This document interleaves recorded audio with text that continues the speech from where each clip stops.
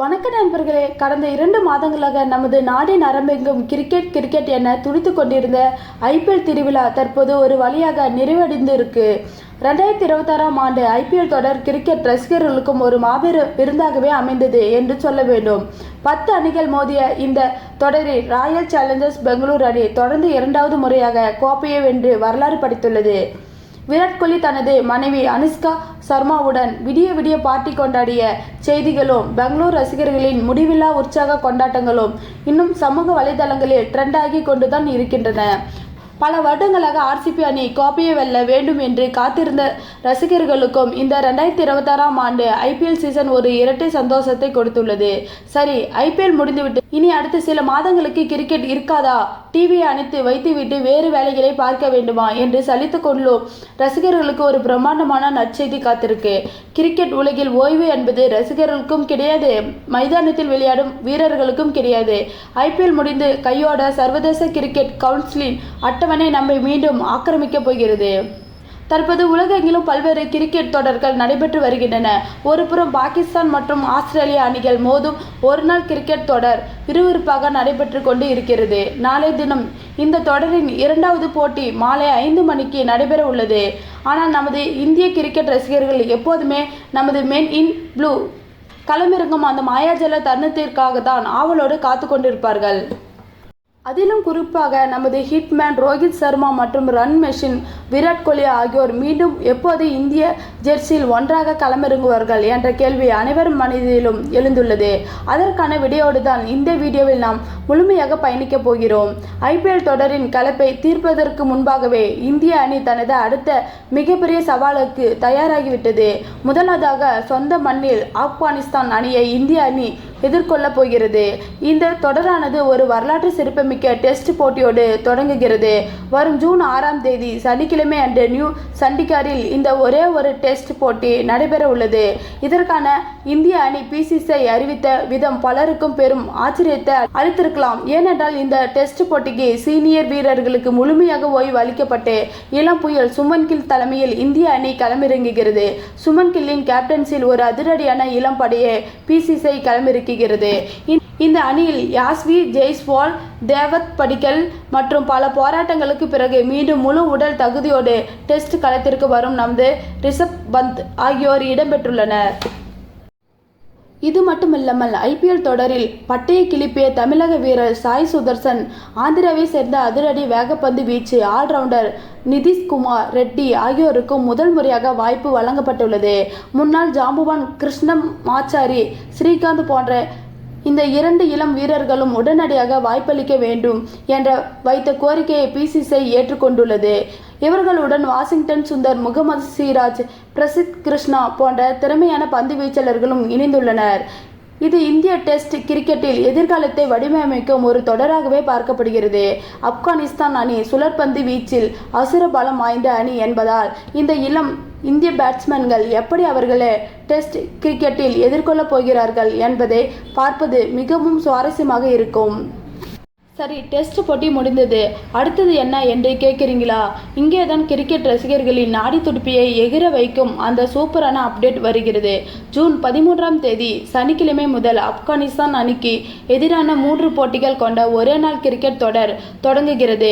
இந்த தொடர் தான் நமது மூத்த ஜாம்பவான்கள் அதாவது கிங் கோலியும் இந்திய அணியின் கேப்டன் ரோஹித் சர்மாவும் மீண்டும் அணிக்கு திரும்புகிறார்கள்.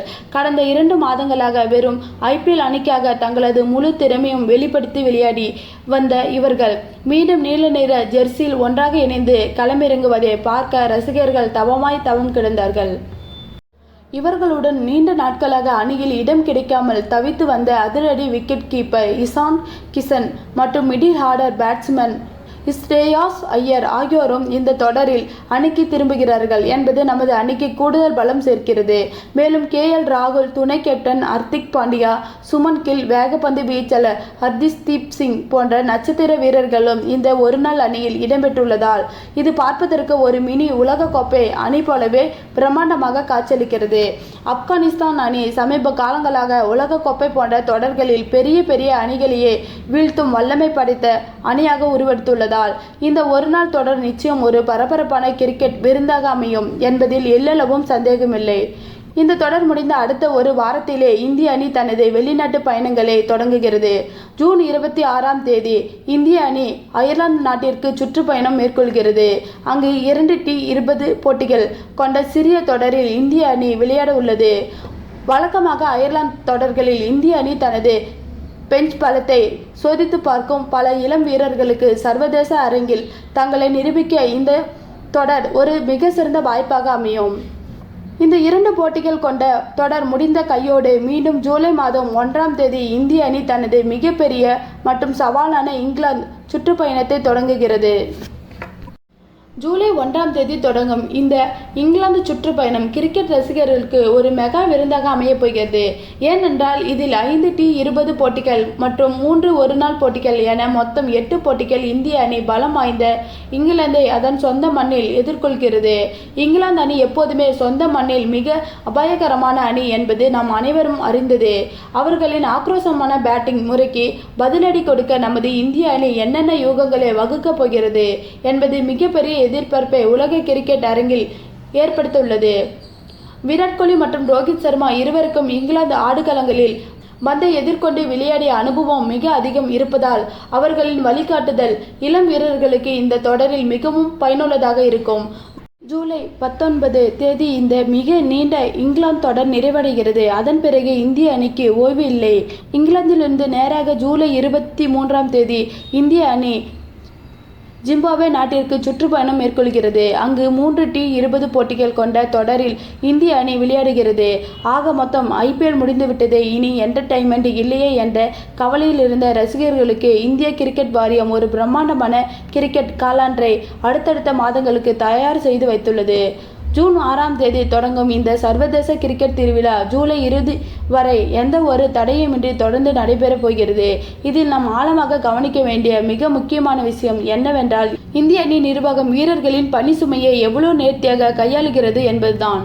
தொடர்ச்சியாக கிரிக்கெட் விளையாடும் சீனியர் வீரர்களுக்கு தேவையான ஓய்வு அளிப்பது, அதே வேளையில் அந்த இடத்தில் இளம் வீரர்களுக்கு வாய்ப்பளிப்பது, எதிர்கால இந்திய அணியை பலமான அடித்தளத்தோடு கட்டமைப்பது என 2 சவாலான விஷயங்களையும் மிக சரியாக BCCI செய்து வருகிறது.